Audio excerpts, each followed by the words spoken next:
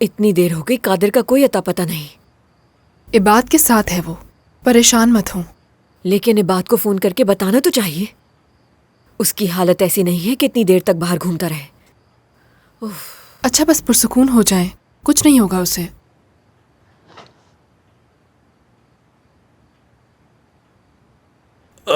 नरगिस, उस कपड़े का क्या करना है?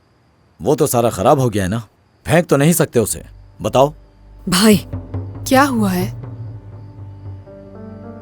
कुछ छुपा रहे हैं मुझसे?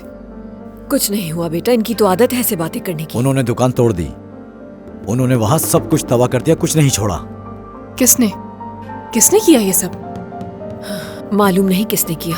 पुलिस वहां पहुंच गई थी, उन्होंने रिपोर्ट दर्ज कर ली है। अब वही उन्हें तलाश करेंगे। अगर रिपोर्ट दर्ज हो गई है तो बहुत अच्छा है। हाँ, अगर सच में रिपोर्ट दर्ज हो गई है, वो हमें दोबारा बनवा कर दे सकते हैं। अगर नरगिस तुम बीच में ना बोलो तो सारे काम ठीक हो सकते हैं। जल्द काम होगा ये। बेटा तुम परेशान मत हो, बस एक हफ्ते की बात है। देखना हम दोबारा वर्कशॉप खोल लेंगे।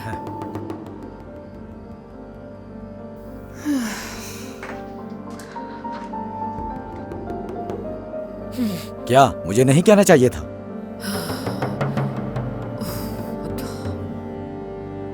तुम्हारे दादा हसन नपेक्षी बहुत सख्त इंसान थे। यानी वो ऐसे इंसान थे जिनकी हर बात हरफ आखिर हुआ करती थी। जब मैं 9 साल का था तो उन्होंने मुझे बुलाया।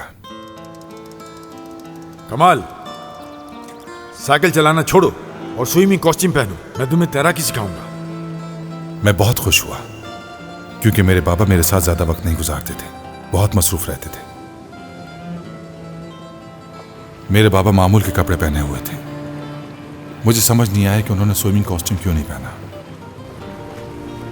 फिर हम कश्ती चलाने लगे।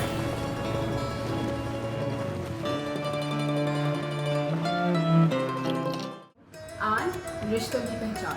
Do not forget to subscribe Aan TV's YouTube channel for more entertainment.